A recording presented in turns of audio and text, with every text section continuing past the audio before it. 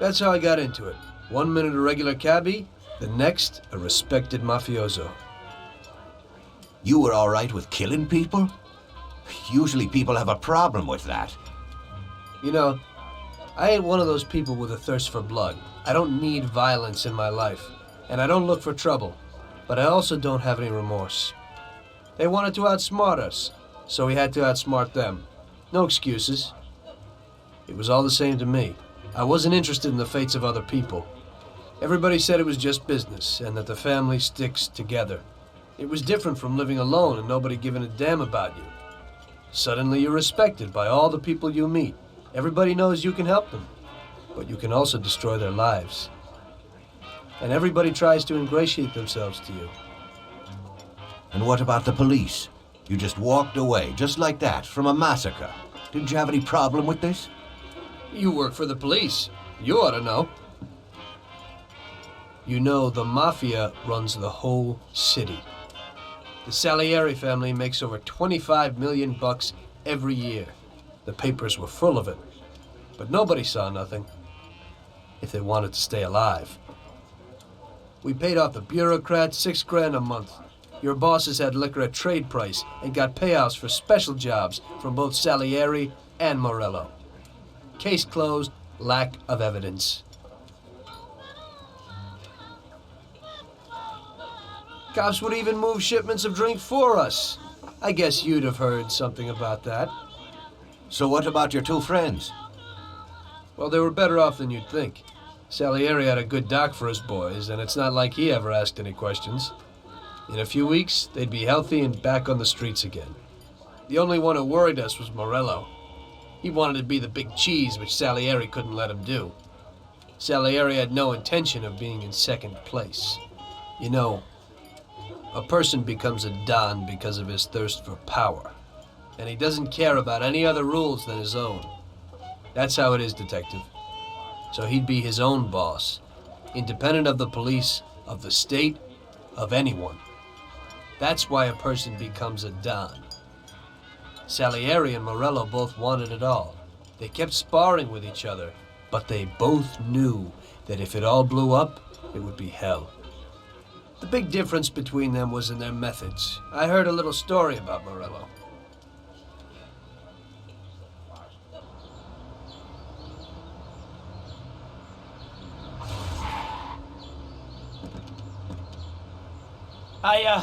I'm sorry, sir. You I idiot! mean it. Do you know what you've done? Do you know how much that car cost? I was driving slowly, Mr. Morello. I don't know how, Do you mean to say that I crashed into your car? no. Sir, I wanted, no, sir, No! Faster gets in my way!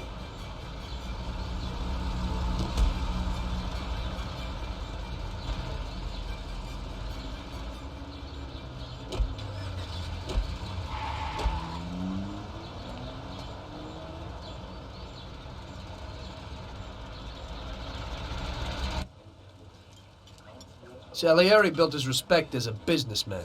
Everybody knew that they didn't need to fear him if they did what they should. They knew that if they needed something, they could come to Mr. Salieri. So Salieri made friends, often helped people with various problems, and expected the same in return. When somebody crossed him, they broke a cardinal rule, and everybody knew what would happen. Morello was just a mean bastard. He built his power through violence. Even his friends feared him. Most people just tried to avoid him.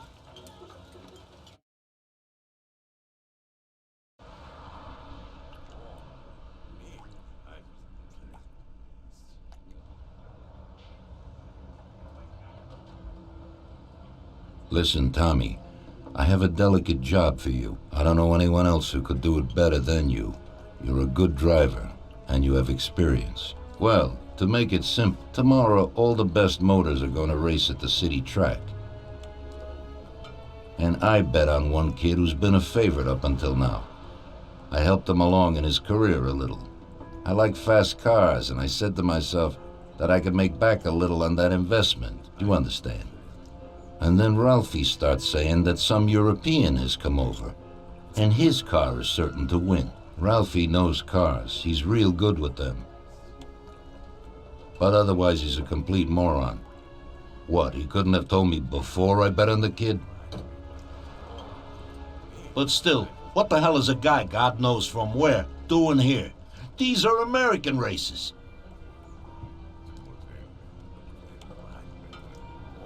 Me and the consigliere here were thinking about what to do, because a lot of our boys have bet the same as me, and they certainly wouldn't be happy if they lost their dough. And how would that make me look? Like an old idiot. Tommy, I can't let that happen. We thought, with our consigliere, about what to do with it. If something happens to him, that's no way. It won't be fair play. I won't enjoy my winning at all.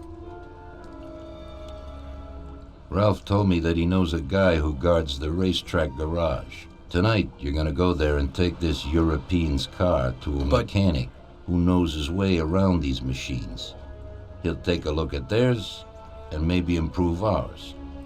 As soon as he's finished working on it, you'll take it back. It's important that the car is back in its place before anybody catches on. And don't even think about crashing it or getting caught by the cops. Are we clear? Yes, boss. If you pull it off, you'll of course get a share of the winnings. Now go. Ralph will tell you where and how.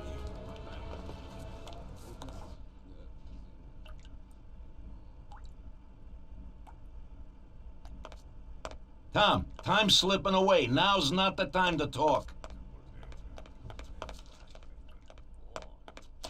We'll have a glass of something later, after closing time.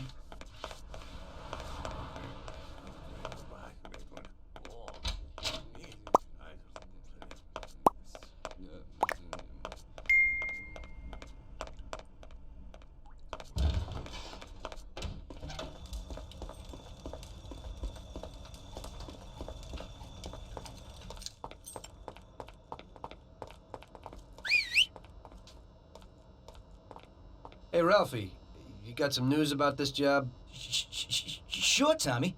You need to go to the city racetrack and borrow that motor there. My friend Bobby works there. You go around back there and along the way is the gatehouse. Tell Bobby that Ralph sent you and Bobby will take you to the car. It's already been agreed with him. And then? You just have to take it to the auto service of my friend Luca Bertoni. It's in Newark under the Giuliani Bridge. He'll take a look at it and tune it a little. And then you just take it back. This should be easy enough. But you gotta get it done before 1:15 a.m. when the guard changes, so that nobody knows that somebody drove the motor in the night. There can't even be a scratch on it, and try to avoid the cops. They mustn't catch you. And how'll I get there?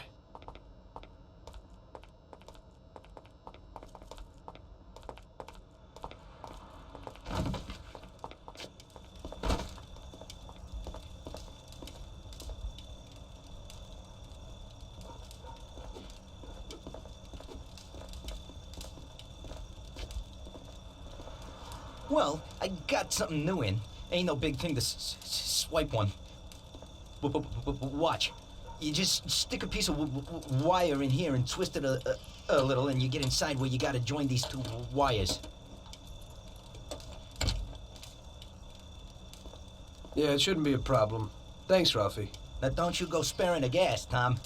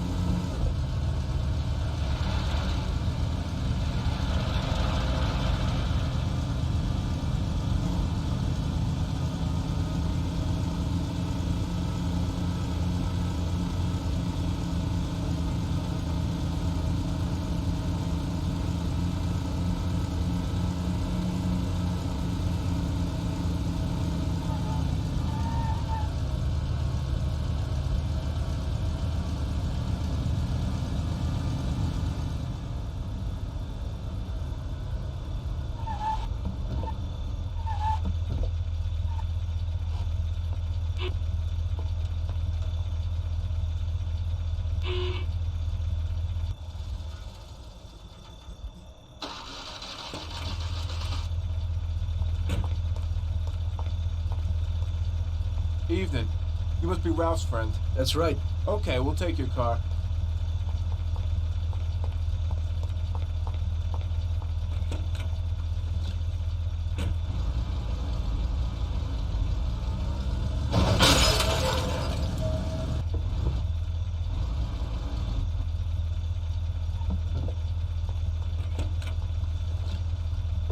Go in and over to the garage.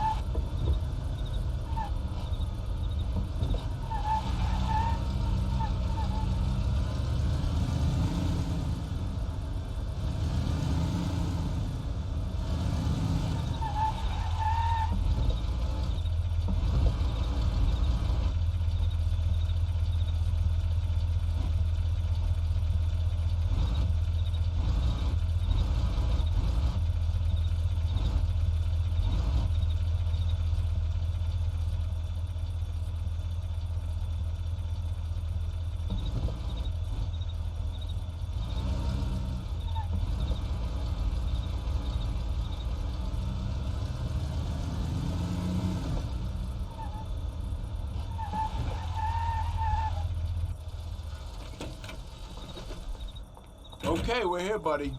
Come on, we haven't got a lot of time.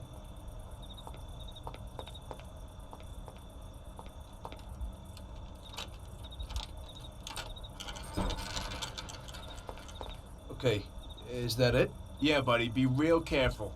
There can't even be a scratch on it. And avoid the cops like the devil, because this car will be real obvious. That's right. In about half an hour, the second guard will come. So you gotta be back by then, buddy. And be real careful, that car goes fast. Maybe it's the fastest car in the world, who knows? Sure, Bobby, no problem.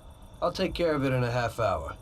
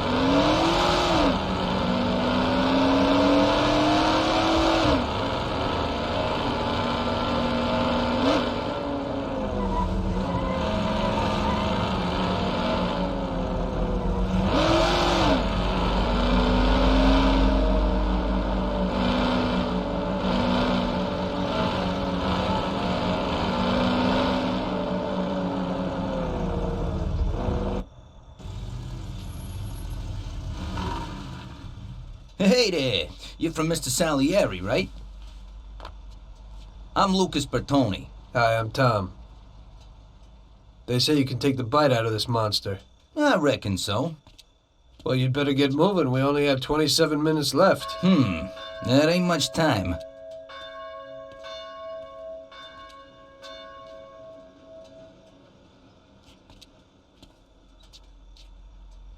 We'll see what could be done. You can hang out a while.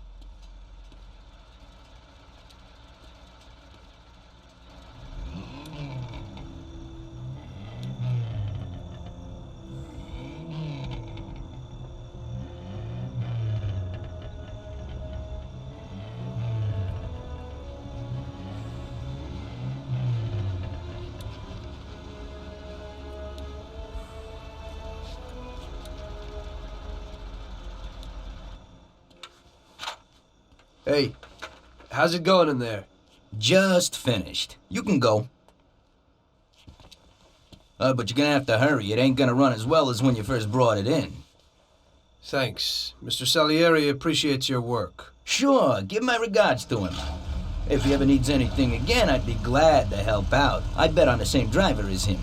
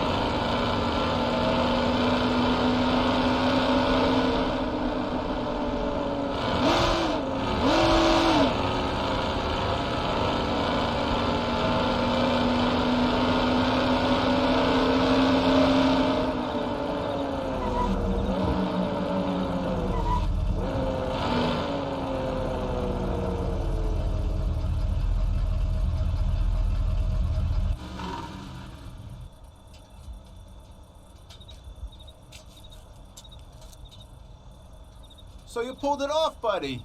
And the car isn't even scratched. Thanks, Bobby. It really was the fastest car in the world.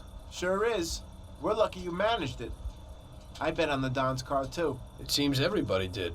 I bet on it. So did almost everybody in my neighborhood. I figure the driver's pretty important, too. Sure. Well, I won't keep you. Good night. Take care, Bobby. Thanks for the help.